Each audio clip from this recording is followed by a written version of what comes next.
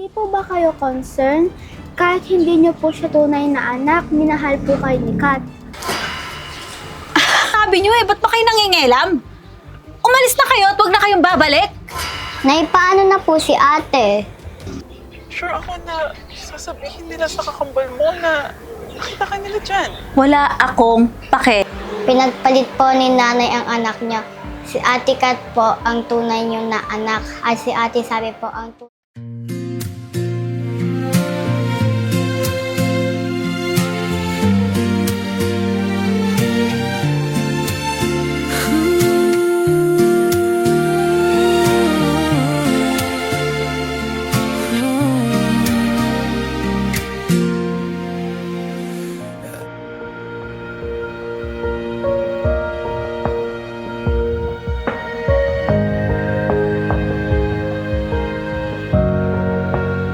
Mami, dito muna po tayo. Baka dito po dumadaan si Kat.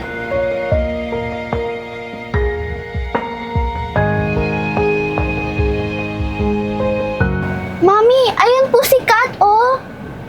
Wait lang ha, dito lang kayo. Ako na lang yung bababa.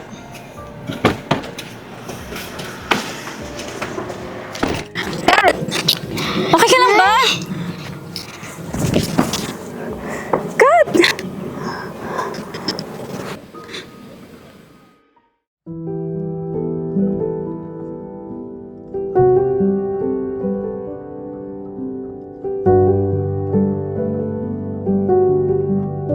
Sana po magising na po si Kat.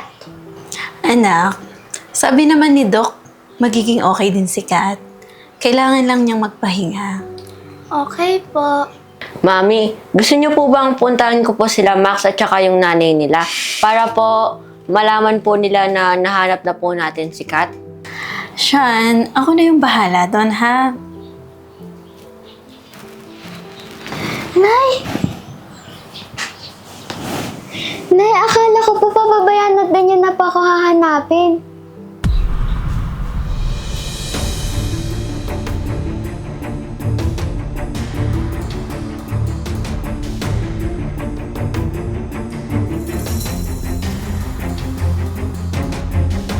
Kung totoo man po na hindi niyo po ako anak, okay lang po yun. Alam ko naman po na minahan niyo po ako. Sabi? Sean?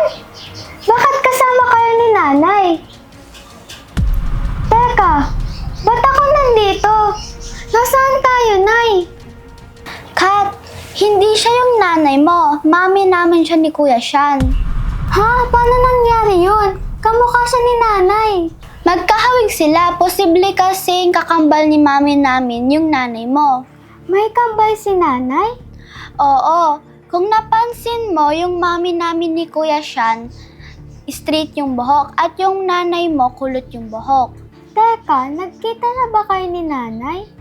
Oo, pumunta kami sa inyo dahil hinahanap ka namin. Tsaka para din makasure na magkambal nga sila. Hindi pa ako makapaniwala na sobrang kamukha niyo po siya. Teka, hinahanap ba ako ni nanay? Yung totoo, si Max lang yung naghahanap sa'yo. Yung mama mo, walang pake sa'yo. Kuya, dahan-dahan ka naman sa pananalita. Hindi niya talaga ako anak. Wala siyang pakialam sa akin. Kat, magpahinga ka muna tapos ihahatid kita sa inyo ha. Simula nung bata po ako, wala na po siyang ginawa kundi pahirapan ako. Ayoko na po umuwi sa amin. Kung hindi ka uuwi, paano si Max? Sobrang nag-aalala siya sa'yo. Pero sige, ganito na muna. Dito ka muna, tapos ako na yung bahala sa nanay at sa kapatid mo, okay? Thank you po. Sana ganyan din po kabait yung tunay kong nanay.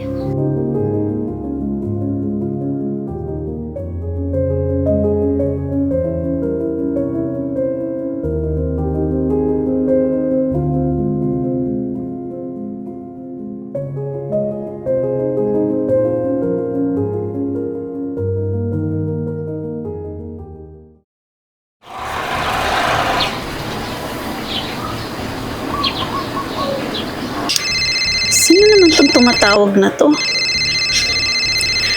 Ay. Hello? Sino to? Talaga bang kinalimutan mo na ako? Marika? Teka, bakit alam mo yung number ko? At bakit ka tumatawag sa akin? Nalaman ko yung number mo kay Kat. At alam ko na din kung saan kayo nakatira. Kay Kat? Bakit? Kasama mo ba siya? Bakit mo tinatanong? Di ba wala ka namang pakialam sa kanya? Hindi mo naman siya tinuring na anak. At hindi mo naman siya totoong anak. Hoy! Huwag ka nagsasalita na parang alam mo yung buong kwento. Kambal, alam ko lahat. At pag napatunayan ko na totoong pinagpalit mo yung anak natin, sisiguraduhin kong makukulong ka at hindi mo makukuha yung 2 bata sa akin. Hindi mo makukuha si Kat at Sabi. Tandaan mo yan.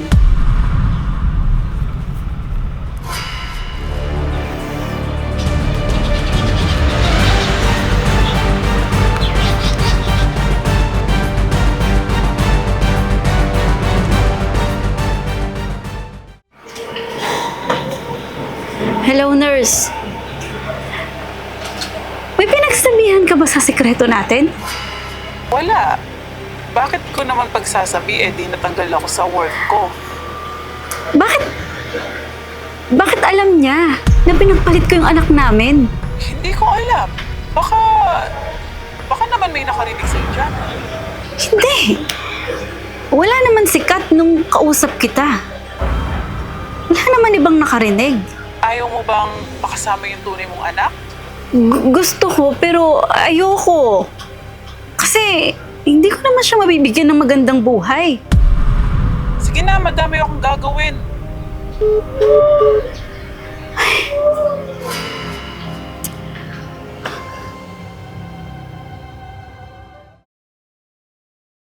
Sabi, salamat sa pagtulong sa akin. Ang bait ng mami mo. Mabait talaga mami ko. Pero wala ka ba talagang balak umuwi sa inyo?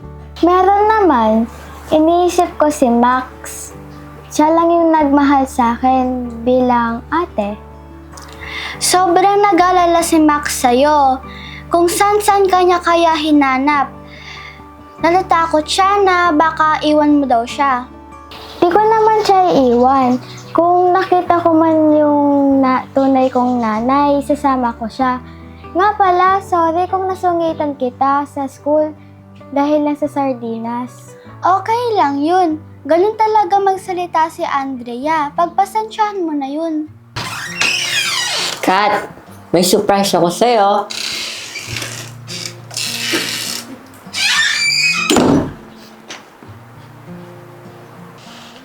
Max! Ate! Max, pasensya na. Pinag-alala kita, ha? Okay lang yun, ate. Basta nakita kita. Sinama ko si Max dahil sure ako na nag-aalala siya sa'yo. Kaya sinama ko na siya din dito. Thank you, Sean at Sabi. Ang babait niyo talaga sa amin. Walang anuman. Masaya kami pag nakakatulong. Ate, di ka na ba uuwi sa bahay? Uuwi sana ako kaso nandyan ka na.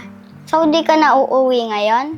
Max, alam mo naman yung nangyari, di ba? Gusto mo, sumama ka na lang sa akin? Hanapin natin yung tunay kong nanay. Paano naman si nanay?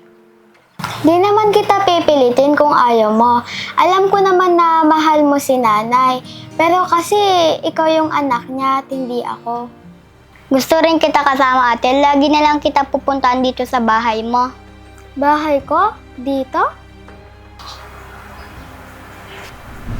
Pinagpalit po ni nanay ang anak niya. Si Ate Kat po ang tunay niyo na anak. At si Ate Sabi po ang tunay na anak ni nanay. Ay, akala ko ate dito ka muna. Nakakaya naman matagal ako magstay dito. Huwag kang mahiya, Kat. Lagi naman kayong welcome ni Max dito. Ang bait mo, Ate Sabi. Buti na lang ate ko kayong dalawa. Ate? Oo naman. Pwede mo naman ako tawaging ate kahit hindi tayo magkapatid. May concern talaga ako. Sa tingin nyo ba, magkambal talaga sila? Malakas yung kutob ko na magkambal sila. Magkaiba sila ng ugali, pero magkahawig talaga sila. Yun yung alamin natin, okay? Oo, mag-iimbestiga tayo.